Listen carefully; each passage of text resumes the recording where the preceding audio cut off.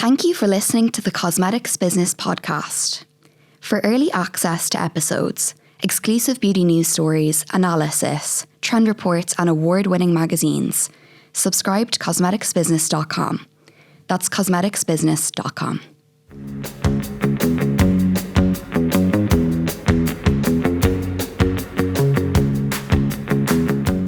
Hello and welcome to the Cosmetics Business Podcast, a monthly roundup of the biggest stories, trends and talking points in beauty.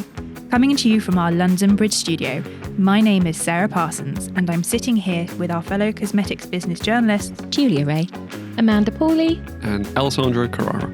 And in today's episode, we're going beyond the headlines to take on the biggest stories of the past month.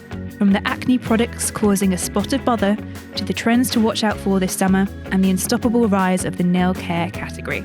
And make sure to stay to the end where we reveal our favourite new beauty launches this month. Julia, do you want to start off with story number one? Absolutely. This is the story that known carcinogen benzene can apparently form at what is classified as high levels in acne products containing the intentionally added ingredient benzoyl peroxide.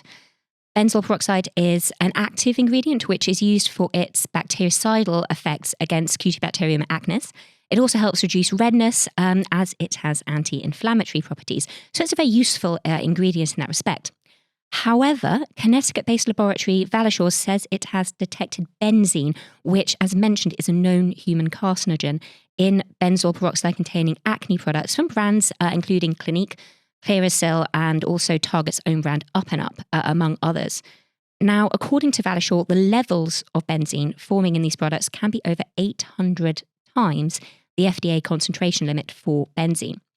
But rather than me explaining the implications of this discovery to you guys, I went straight to the horse's mouth and earlier spoke with David Light, who is president at Valashore, and here is what he had to say.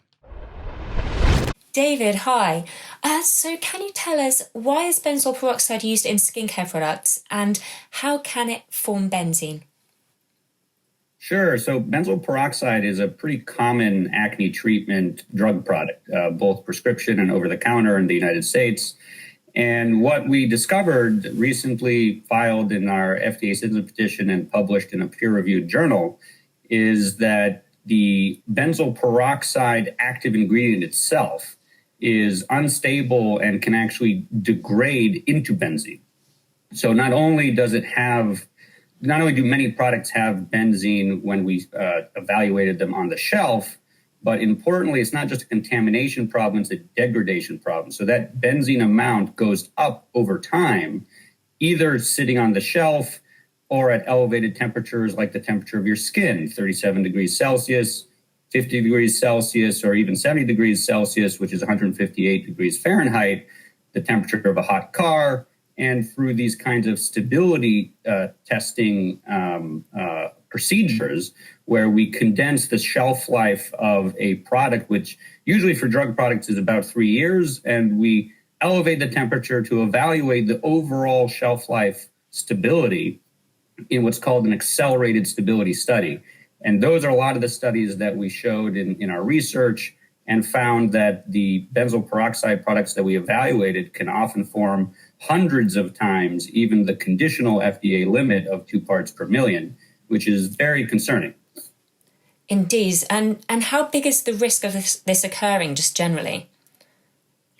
So we see this broadly occurring with benzoyl peroxide containing products. So importantly, not all acne treatment products. We did test other products like those that contain salicylic acid or retinoids like adapalene. And it's only happening with acne treatment products that contain benzoyl peroxide. In terms of the risk, benzene is a known human carcinogen. So it is extremely well studied for many years. It's banned in industry. It is not supposed to be there. You are not going to find benzene on a label. It's the same category as asbestos or lead in terms of its danger and how well known it is to cause harm to human beings. So it is a very serious contaminant. It is heavily regulated. There's been many recalls for benzene contamination in the United States and around the world. that actually Valisure also identified when we found it in sunscreens, hand sanitizers, body sprays. And we're seeing, honestly, similar levels of benzene of these products just sitting on the shelf. And again, the unique part about what's going on with benzoyl peroxide is that it's also forming it. It's degrading into it and forming it over time. So given all of this, what steps would you like the FDA to take? So like they've done with other products, I think they've followed up with investigations. They've announced recalls from industry, and it's actually really on industry to perform these recalls. In the United States, there's actually no such mandatory recall authority for the FDA. They can only request a recall. However, oftentimes manufacturers do follow up when they've also confirmed that these issues are happening in the products, and following up with recalls. And I think in the case of benzoyl peroxide, it may very well require a market withdrawal until this can actually be fixed. There's also Valisure that had identified the fundamental instability and degradation of Zantac or ranitidine products. That was a different carcinogen called NDMA, actually a probable human carcinogen, as opposed to benzene, which is a known human carcinogen. And it was a very similar situation where Zantac, or the ranitidine molecule, was unstable, was forming this carcinogen over time, and it actually led to a global withdrawal of the product eventually months later. And what is the good news, at least, is what we saw with some initial data, which we also put in our petition, is that it seems that benzoyl peroxide products might be able to be stabilized. So perhaps in the future, there could be ways to stabilize these formulations so that they don't form benzene, and therefore still have the ability to have benzoyl peroxide products, perhaps after reformulation.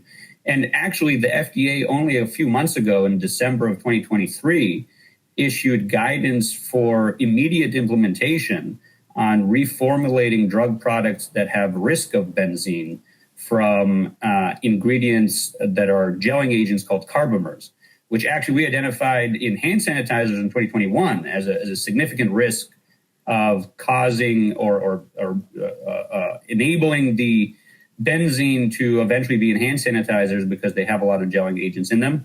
And so now in 2023, the FDA did follow up on that, and it's pretty strong action to really push for reformulation of these drug products due to this benzene risk of carbamers. And I think similar, we might have reformulations of benzoyl peroxide products in the future. David, thank you for talking to us. So to sum up, benzene contamination, it's not exactly a new issue in this industry. As David mentioned, we've had many voluntary recalls of mostly aerosol sunscreens, hairsprays and dry shampoos in the US, where the benzene in question was a trace contaminant in the propellant used to spray these products. What makes this situation different, as mentioned, is that the benzene is forming in the product itself as part of the breakdown process of an intentionally added ingredient. And it's an important breakdown process, as we'll discuss in a little bit. But let's be clear, no one in this industry is intentionally adding a cancer-causing material as a listed ingredient into a product. That is absolutely not what is going on here. But how much of a problem is this issue? Of course, we wanted to get a really broad range of expert opinions. So earlier, I also spoke with Sigdem Kemal Yilmaz, who is a chemical engineer, skincare formulator, and the founder of Skin Masterclass, which is an education platform for consultants. And here were her thoughts. Sigdem, hi, thank you so much for joining us.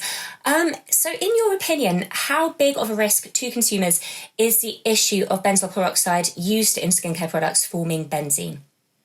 Hi, Julia. Very lovely to be speaking with you. And thank you very much for inviting me to your podcast.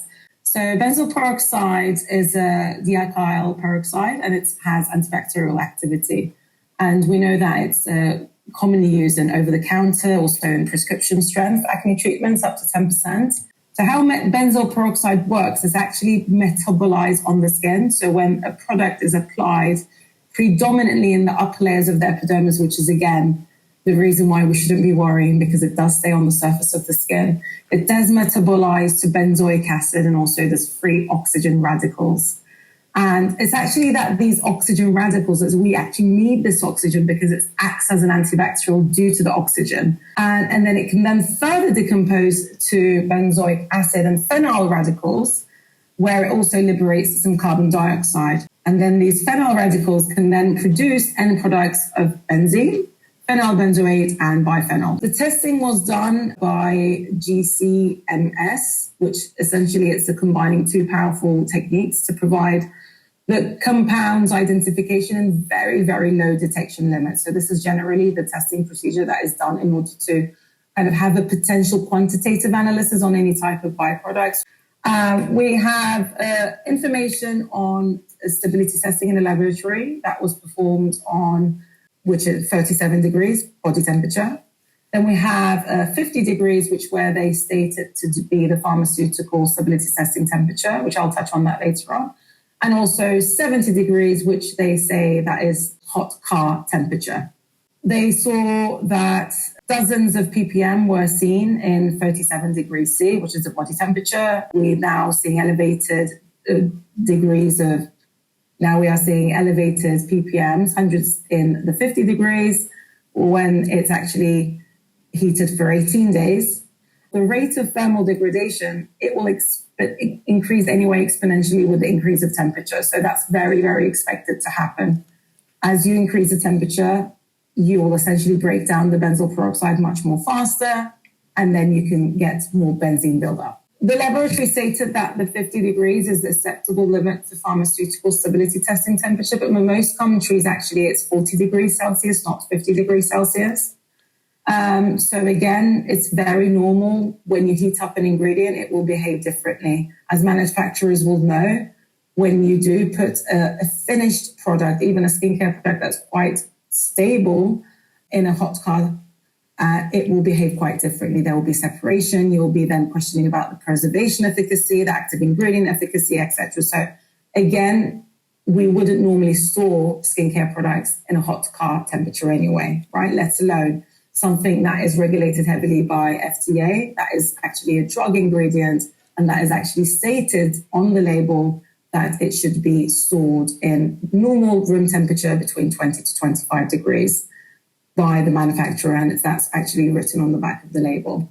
When it comes to 70 degrees in a hot car temperature, actually, that's also very, very unlikely to happen, as to get 70 degrees C for 18 days straight means that the temperature does not reduce and the sun does not set for 18 days. And that's, again, never going to happen. Thank you so much, Trystan, for taking the time to talk to us on our podcast. So Trystan also gave some really fantastic advice on formulation tips for stability, which we don't have time to include in full, but to paraphrase, these include things like the addition of antioxidants, the use of non-volatile solvents, stabilizing agents for BPO formulas, and semi-solid formulations as well, which apparently show good stability in different temperatures and humidities. But crucially, all of these have to avoid reducing the treatment efficacy because technically you still want BPO to break down because that's how it works, but you don't want that chain reaction leading to benzene. So we've heard from both sides of the coin here when it comes to benzene contamination in acne products. Looking at the situation overarchingly, it seems like there is something there worth a more official investigation by relevant bodies, but it's also not quite the products cause cancer alarmist headline scenario either when we look into those real life usage scenarios. But what are your guys' thoughts on the reputational damage that contamination issues and other scares can have on beauty brands when they're picked up by newspapers and go viral like this? Before I go started on that, I think it's also worth pointing out the president and founder of Alldis, he owns the patent for shelf-friendly formulations for benzoyl peroxide. So he does have a vested interest in discrediting He does. He has absolutely. He has a patent for a stabilizing system for BPO. So yes, make of that what you will. It doesn't mean there's not a problem there, but as you say, there is a vested interest as well. So we went back to David to see what he had to say about these comments.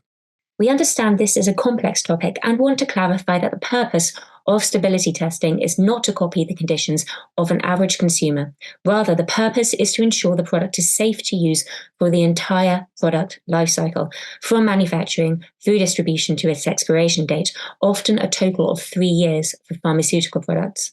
Valisure, including inventors like David Light and other companies like AkzoNobel, have filed patent applications on techniques for attempting to address the instability of benzoyl peroxide and its formation of benzene.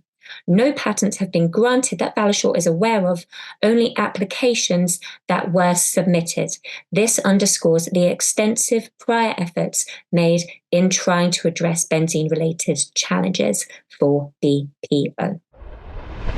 Yeah, so in terms of PR crisis, I think this is where people like Sigma, like independent cosmetic scientists, manufacturers, experts develop a social media presence and engage directly with consumers to properly debunk myths, because it helps not only consumers and brands to have this really complex story, and this story is not the only one of its kind, but to go through it, explain it in layman's terms, because it helps brands and consumers as well.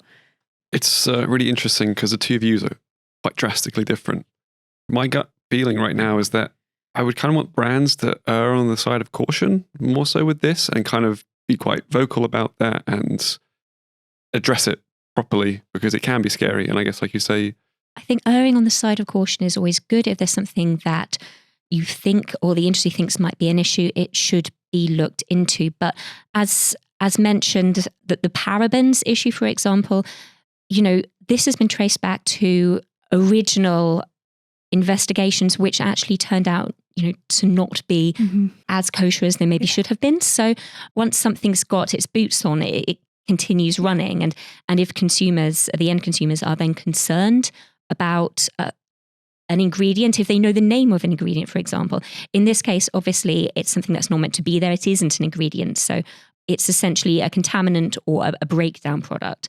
When consumers are concerned about a particular ingredient, then that is just going to keep on reverberating around that echo chamber. And regardless of whether that ingredient is problematic or not, once that seed is in people's minds, it's very, very hard to put that genie back in the bottle, I think. It's so difficult because parabens is obviously the next example, but you have the FDA, the EU, you have cancer support charities literally telling people it's okay to use parabens in your products. And yet it's given rise to a whole industry known as clean beauty, and that isn't going anywhere and is very firm in America and is sweeping across Europe now and into Asia. Only stories like this propel that, because consumers, whilst they might not know benzene, but they'll just think benzoyl peroxide and they will link the two together. And ironically, with regards to the parabens, they were widely used because they did the job they were supposed to do really, really well as an antimicrobial. And then, of course, because of this, you get a lot of contamination issues with regards to certain microbes. So, and I think it's a really terrifying prospect, that whole idea of a product breaking down into a really scary other carcinogen. It's like a nightmare, really, for any brand. Part of the reason that benzoyl peroxide is in acne products is the breakdown process. So the efficacy there is it creates this oxygenated environment, which, all the C acnists just goes, well, that's the idea anyway. But it's just stopping it from going to the next stage. As mentioned, there are ways of doing that. But yeah, it's definitely something that should be looked into in more depth. Absolutely. But it also sounds quite unrealistic, but I don't know how consumers will really remember that. But the fact that if it's 70 degrees Celsius for 18 days in a situation that cannot happen, when the sun does not set, exactly, or when it can be at 50 degrees, which for most countries is pretty rare. And let's face it, when you've got it on your skin does not reach 50 degrees. One would hope, unless you're on fire. Yeah, it's tricky, isn't it? Because it also kind of alludes back to that whole conversation about should skincare products have, in essence, like a sell-by date on it, because obviously they do have a shelf life, which I don't think all consumers know. Like, the products do break down over time. It's nothing new. But I think the problem with this is the world we live in is that most people get their information through social media first, rather than necessarily from the big news bodies or things like that. And what is social media? It's very bite-sized, compact squash down information into a set amount of characters or into a 60-second video or whatever. And so it's really easy for misinformation to spread, myths to go around, people to get the wrong idea. Like with this story, like you say, it's very easy to spin it in a way that it can get slightly misconstrued because it's very complex. So I think it's about having a really strong comms strategy for all avenues, because obviously you do want the experts and the body speaking out about this, of course. But then there are those people who only get their news through TikTok or Instagram. And so it's like, how do you get that message out there in a way that simplifies such a intricate problem? I think brands can come back, but it's just how do they do it? I think transparency is always the best policy. Obviously, naturally, you'll always have a little bit of a pushback from a consumer, but I do think brands can turn it around. This isn't the first time a brand's had something go wrong and they've had to pull back from, it's the nature of it. But I just think it's difficult with social media, I think, which could fuel and misconstrue what this is. Especially with this story as well, I've seen dermatologists go down the scaremongering route. Yes. And these are doctors, people trust them, but at the end of the day, they are not cosmetic scientists, they're not researchers, they are not formulators, and they are busy people themselves. And I don't know who they go to their news sources, but I doubt that they have done the due diligence to read the study entirely, to look at the flaws within the study. But like you say, because when you've only got those 60 seconds, you're going to trust that doctor. Yeah, and the consumer, they may have a vested interest, but I doubt they're going to go into the clinical trials and the research and actually read through those papers like back to back. So it's really on the experts and the bodies to condense that in a way where it does get the message across without scaremongering. But yeah, it's a tricky one. Yeah, I completely agree with you. I think there's also possibly, if we're talking about brands being the one to educate, there is that trust issue there, because the consumer is probably going to say, well, they would say that, wouldn't they? So this is why I think accounts like Lab Muffin and the EcoWell are so important. And if you haven't checked them out, do check them out, because they do really well at debunking myths. And I have to admit, sometimes I go on them, I think we go on them and go, oh, yes, really, that's a really interesting, good scientific angle. So yes, I think on Instagram, on TikTok, there are people that are doing this right. It's just knowing who they are and hoping that the kind of consumer that does tend to go down these rabbit holes might look at them rather than possibly somebody who doesn't know what they're talking about. And hope the algorithm works in your favour. You see the trust does it ever? Yeah. Speaking of algorithms and viral products, Amanda, do you want to go with your story? Yes. So my question to you guys is the press on now category entering its most exciting era yet? The category, which analyst market research Future speculates could exceed revenue of $3 billion globally by 2030, is fast becoming one of the now sector's most powerful players. Just to give a bit of context, hashtag press on nails has 9.7 billion views on TikTok, and mentions of press on nails on Reddit have soared 62% in the last year. But now the quick and easy gel nail alternative is getting a new kind of celebrity backing, which I think is helping to elevate it even further. Rapper Nicki Minaj has launched her own press-on nail business called Pink Friday Nails to help disrupt the nail sector.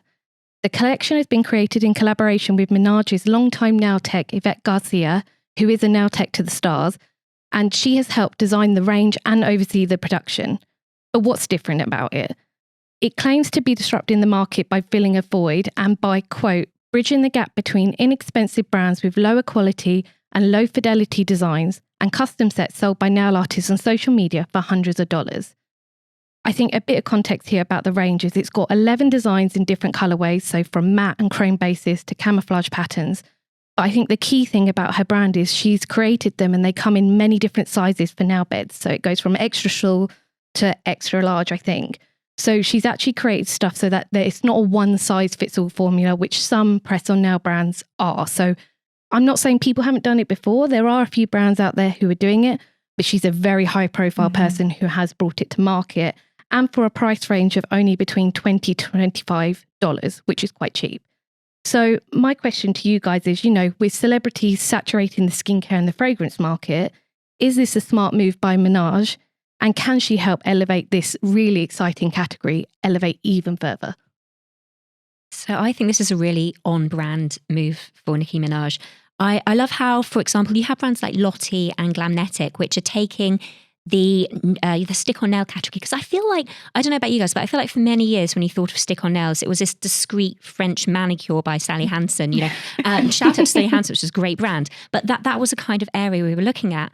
And with Lottie, for example, I feel like their stick-on nails are just fun. They bring that nail art element in. This, I feel, is a whole nother level. So if you look at the Pink Friday designs, there's some which we've got coffin nails, we've got these highly embellished stiletto nails. There's one which is it's called Majesty in cotton. I love that candy. one. I saw that one. That's my favourite. Guys, you could kill somebody with these nails, but look very glamorous while doing it. They're pink, they are bejewelled, and they are tiny spikes. That one's quite expensive. I think that one was actually $30 for 5. Yeah. So there are some limited edition designs, which, because all of them are based on looks that Minaj has worn herself. So whether day to day or for high glam events. Okay. So she really has had a lot of say in it. And obviously the fact that her nail tech has done it as well is brilliant. But yeah, there's one of the limited edition designs where it has as many as 300 to 400 gems and charms on a single set. So she's gone big. But that's because her nails are always big. Like this isn't, I think, for the day-to-day consumer. This is for the consumer who loves nails, but doesn't have the time to sit in a salon for an hour or an hour and a half to get their acrylics or their gels done. So they are very, very extravagant. I do suggest going online and having a look because they are standout. I think it's a great idea. Like it completely makes sense. Absolutely makes sense for Nicki Minaj to launch her nails. But also it's elevating the category. I'm not a nail press or nail user. I'm looking at my nails now. Nobody else look at them. I don't very often go and get my nails for a manicure. So I'm not an expert in this topic as a consumer. But for the most part, it feels like press on nails, you either have two extremes. You go get super bespoke at Etsy, or you grab and go from Boots or Superdrug.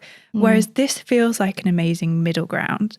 And it feels like it's elevated the experience. And I think it's going to give a glimpse of what we can see in the future. I can imagine it going down the luxury route. I can imagine Selfridges, Harrods, where you can go and get bespoke press-on nails and really having a luxury experience. And so it becoming more like a piece of jewellery than anything else. Yeah, I think definitely, because press-on nails was a real innovation in this category. The nail category is a very difficult category to innovate in. And originally, like Julia said, there was originally stick-on nails. They were the first iteration of what press-on nails were before they became these lovely, very durable, very gel-feeling kind of nails that you could put on.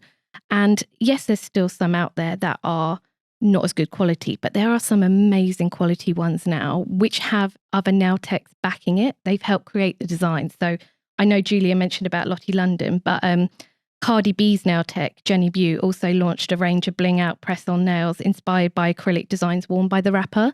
And that was in 2021. And they've done really, really well. But again, I think it's this mix of having the professional who's the nail tech who really understands the intricacies of what gel and acrylic nails are and what that customer wants.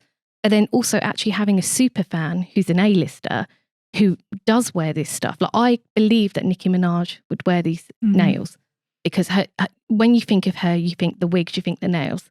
That's part of her look. And also it makes sense because, 34% of adults are now applying press-on nails at a rate of once per month or less. So it is really growing because, like I say, for those time-poor consumers or even slightly cash-strapped consumers, you can still have that beautiful finish, but at sort of half the price of what you would do having it in the salon. And it's a great thing to apply if you're going to an event or anything like that. This isn't me discrediting going to the salon because love gel nails, but it's a nice happy medium for those who don't have the money all the time. And also, if you're pregnant, you can use them. Yes, yeah. And I've tried a couple. They do really last. And again, like you say, there have been nail techs who have been doing this for a while, especially on Etsy, who have been selling bespoke custom ones, which you can order, but they are very pricey. So with this one, the fact that there's different nail bed sizes, it kind of helps solve that issue because, you've probably never looked down at your nails and thought about it, but you will have a different nail bed size to other people, just naturally the way we are. I think it's exciting and I'd quite like to see some other celebs kind of break into this category as well and elevate it. Which celebs do you want to see? I'd have loved to see Serena Williams launch them because she's just launched them to makeup. Yeah, and she loves nails. She loves nails. And one of the things you see about press on nails on TikTok and such is like people will put them under extreme conditions. They will go to the gym, they will do their household work to really prove how good the glue is. But the fact that Serena Williams is known for having amazing manicures whilst playing elite tennis, I think she would have been a perfect fit. Perfect fit for staying power. I'd like to see Christina Aguilera as well, because she loves nails and you could really play around with her surname for some puns and things like that. But again, that's somebody who naturally really loves them and was using them before they became a big thing. I mean, Rihanna was talking about them years ago, so before they even became this high profile category. And even the Kardashians, they've kind of been there, but it really feels like since COVID onwards, the category has really soared up and now it is challenging acrylics and gels, which have dominated the sector for forever. So speaking about revolutionising a category, Alessandro, do you want to go on to yours? Yes, and this is a topic I'm so happy to be talking about. Revolution Beauty. And I just want to say that I was calling this last year. I pretty much was confident that Revolution Beauty would have its revolution in 2024. And that seems to be the case. As on the 27th of March this year, the beauty brand put out a trading update in an almost triumphant fashion saying that it was raising its full year guidance for the year.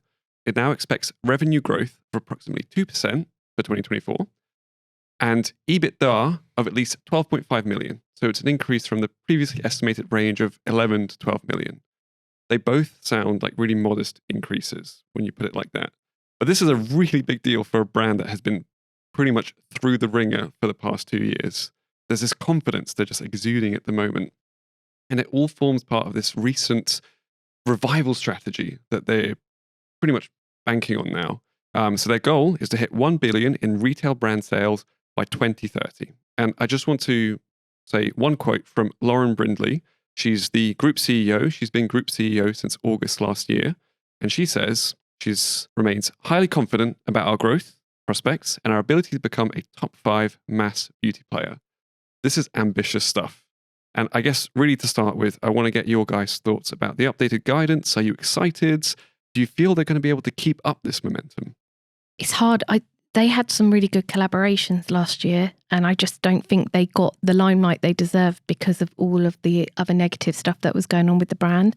Like I remember they had a Fortnite collection, which I have a niece who's 15, she was obsessed with, but I just don't feel like it got the traction it should have got. And I think it's because there was many, many, many other things going on with the brand. But they are very good on hopping on what's, popular in the cultural zeitgeist and delivering very affordable products that align with that and that, teenagers and Gen Z are going to love. So it will be exciting to see what they do this year and to see how some of their collections are received in comparison to last year. Yeah, I agree with Amanda. I don't think that any of the issues that have been plaguing Rev have been to do with the quality of the products or what they're putting out there. It essentially has been financial mismanagement, dare I say it, and those investigations into that for the last, 2 years has it been? So you're absolutely right. That's what's been dominating headlines. If you Google Revolution, that is what'll pop up, which is a real shame because it was never having issues because of the products. Now that things are beginning to settle down, I'm intrigued about where it's going to go. In terms of press, this year it has received some positive press about its products. Its new so I don't want to get confused with its dupe. Basically, it's created a collagen cleansing balm, which is a dupe for Ella Mrs. Pro Collagen Cleansing Balm, and that's got very good reviews. Also, its Skin Silk Foundation is all over TikTok at the moment, with users praising its weightless feeling on application. So it's definitely going down the dupe route. I'm intrigued. Only time will tell. So I agree with all of you, and I think it's a really positive story to come out recently after everything that's happened. And there's a lot to unpack, but for a bit of context, in August 2022, the cosmetics company failed to release its full year 2022 results. After auditors flagged a number of accounting issues, it meant the brand's shares were suspended, that September, and its stocks plummeted by 41% at the time. Accountancy firm BDO would step in and begin a full investigation into the company.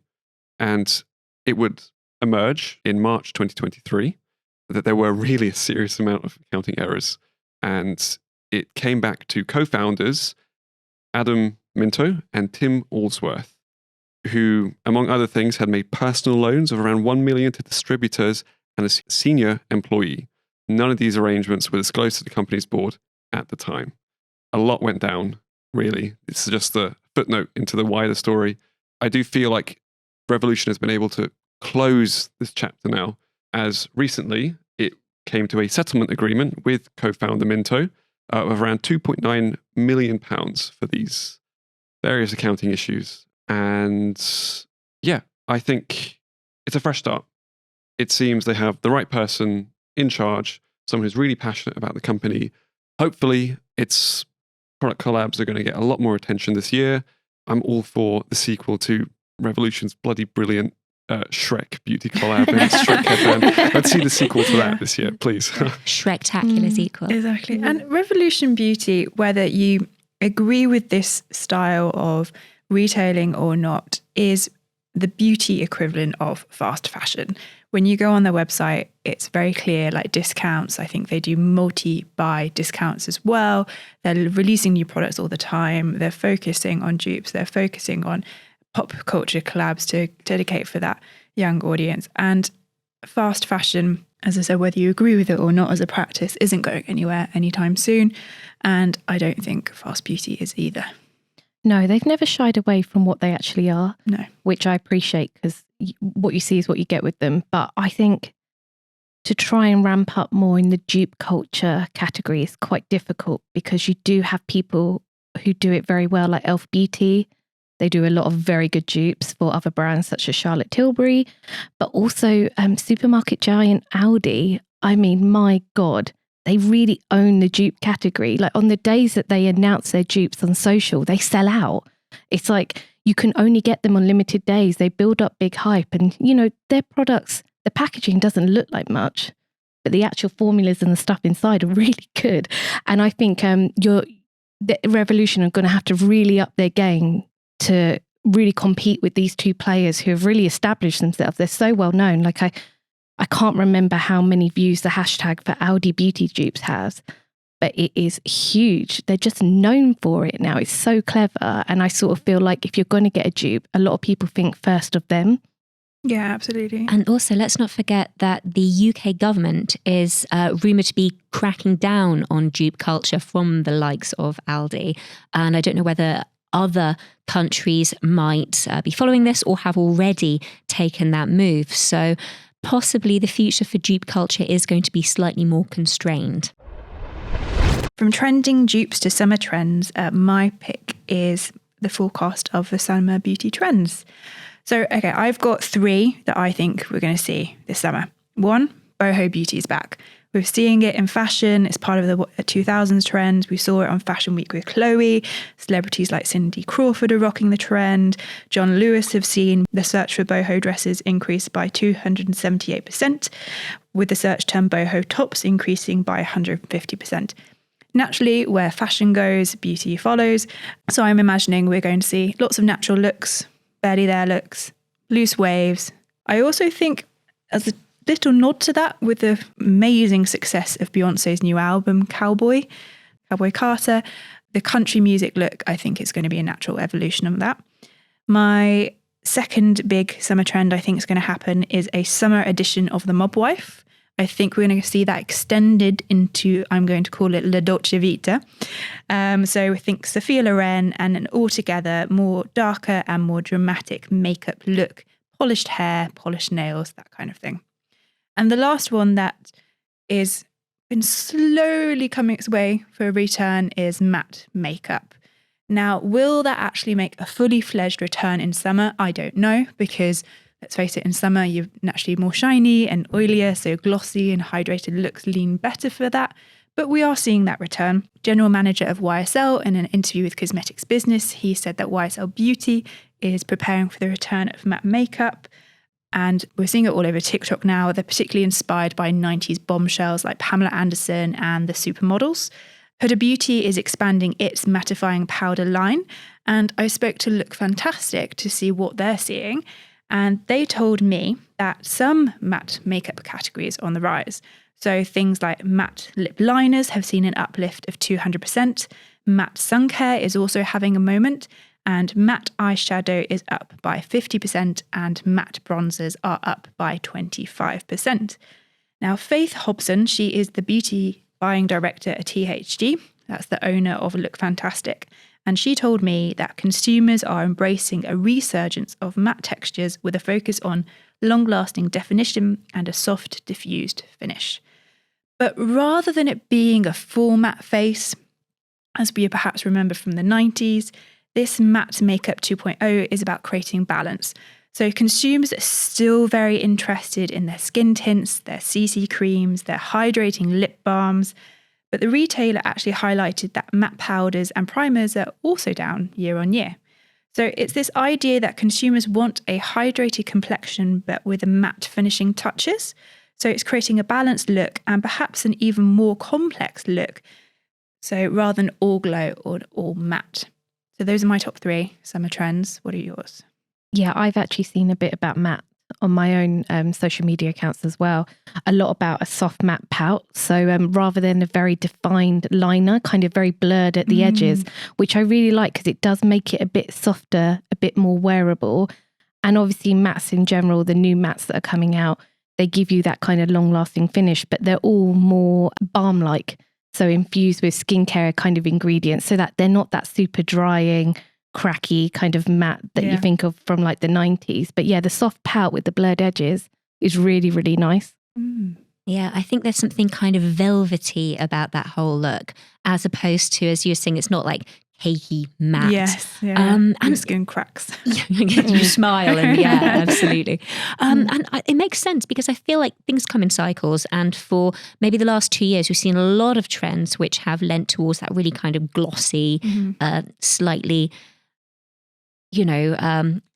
overly hydrated look, dolphin, donut, whatever it might be. So I think this is maybe a natural swing of the pendulum to another style. I'm also a big fan of the Cowboy Carter look. And what I love about that is it's not your average Western, is it? We're talking kind of rhinestone cowboy. Yes. You can imagine somebody wearing a Stetson, which is covered in sequins, and Nicki Minaj nails as part of this look. And I think it's fantastic. So yeah, I think we can expect to see a lot of things from that. Really long plaited hair as well. Absolutely. And I was thinking also with the boho, having those kind of tiny little plaits just nestling in Towsel's natural looking hair, which probably takes a really long time to do, but looks very effortless. So yeah, lots of plait action there, I think. The trends that I think will be big this summer, and even now, sort of as we're in spring officially, is that peach makeup. I think it's really cool. And we saw Huda Beauty. It launched its Pink versus Peach campaign in January of this year, if I'm not mistaken. And that was to promote its peach pie powder. And of course, we had Pantone name Peach Fuzz its official colour of the year for 2024. As basic as this sounds, I just love the colour peach. I genuinely just like peaches and the colour peach. It's a happy colour, right? So it sounds like a really fun, tasty makeup trend sort of coming out now. And it could swing either way. I don't know if it's going to become a big trend this summer, but what happened to vegetable fragrances? Like last summer, that was big. I wrote about it last year. I wrote about really cool brands coming out with like sweet potato and carrot fragrances and watercress and Sardinian parsley notes and even bell pepper products from Boy Smells. It's gone so quiet. It really has. And I'm worried it might have been too premium of an offering, potentially, that it wasn't as accessible, really, because a lot of the brands that were coming out with this, it was on the higher end of the price range. Or potentially, we still need time for consumers to become accustomed to these more unique scent notes. There is possibly the fact that the people that would tend to buy into those kind of fragrance notes are the fragrance aficionados. They will have lots of fragrances in a wardrobe of fragrances, and they are going to be maybe a little bit more experimental, whereas maybe your average consumer, they want something that is that fruity, floriental that they're used to and is a bit more commercial. And probably bell pepper doesn't fit into that quite so much. But we are seeing a lot of gourmand fragrance trends. You know, pistachio has been huge. We can look to see maybe some more in future around that. So we're not moving away from foodie smells, just maybe the kind of earthy, greeny, vegetal ones. Yeah, I'd say give it 5 years. So I think it's too early. He wants the revolution now. I know. I mean, look, I would love to have it now. I think everyone should own a tomato candle, but I think it's a bit too early because these are niche brands who are doing it. And so from the time the niche brands prove that it works to the time that the mass but yet premium prove that it works. Now you've got to remember, when these blockbuster fragrances, they do rigorous consumer testing to guarantee that smell will appeal to millions of people. So it's going to take time to win over them. And then that's even before you get onto your Superdrug store buys or your Boots store buys. Long time to wait for my Brussels sprout. Beauty industry, I'm really not asking for much, you know? I think you're likely to see a Brussels sprout novelty perfume before you are than anything else. Alessandro, as your friend and colleague, if you ever decide to go in that route, I will not be investing, just to let you know. It'll be at your loss, Julia. It is baby steps, because I was in Paris recently and I had a pistachio martini, and my God, it was delicious. And I thought, I've never seen this before. I think Sarah's right. Even with food, they don't go like straight in with it. It's like baby steps. Yeah. But just coming onto your peach comment about a trend, I've seen a lot of that as well. A lot about peach blush making a comeback. And I think everyone's got pink fatigue. Yes. Like, you know, I like Barbie, don't get me wrong, but it was pink mania last year. And I think people are a bit over it.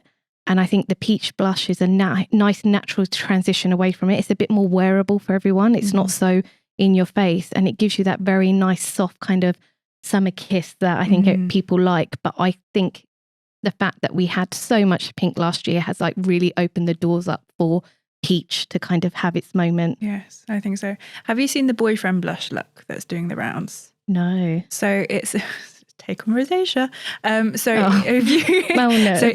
If you think like young Prince William or young Prince Harry, so rather than having you apply the blush on like the apples of your cheeks, it's on the lower half of your face, and so it's like the way your boyfriends are supposed to blush. I'm not sure about that. No, me neither. It's a bit strong. I'm not sure about that. I think if you are a very young man with a slightly florid complexion, like our good princes were, then maybe it suits you. But I wouldn't necessarily go out of my way to try that look myself. No, I just think it would drag the face down. Yeah, it's not nice for shaping, is it? Everything's up. Yeah, Lift it up. I do like Bronzer it when you've up. got the blush and eyes together, I think, and it's sort of slanting upwards. It's great. But I don't think I really want to take it down to the jaw, as it were. No. This is Cosmetics Business Picks, the section of the podcast where we share our favourite products of the past month. In no particular order. Alessandro, do you want to go first? Yeah, so here I am speaking about Sol de Janeiro yet again. But Sol are expanding into the sun care market for the first time with their new Rio Radiance SPF sunscreen collection. Finally, first of all. And they've also partnered with influencer Sophia Richie Grange to promote the new range. The collection itself consists of a SPF body lotion, a body spray, and a body oil. And I mean, it makes complete sense, doesn't it? For a brand as drenched in sun-themed marketing, like, yeah, brilliant. SPF. And I'm sure it's actually something a lot of people have been pining for, potentially. And it's really good because Sol are dominating the market at the moment. For those who are still yet to get on board the SPF train, this is going to be perfect. It makes complete sense. And I'm fairly certain this will get more people using SPF and people who are probably already infatuated with the brand. The only question I have is that why did it take them this long? Really? But better late than never, right? Yeah, I'll jump in there with my pick of the month, and mine is Kosas's Bro Pop Nano Eyebrow Pencil. Sorry, that is quite a mouthful to say. It's, as the name would suggest, it's ultra thin, it's precise, it's creamy. You can easily apply it under your brows to thicken them. You can apply them at the tails if you're going a bit thin there as well. It has been a staple in my beauty makeup bag since I discovered it. Amanda, do you want to go?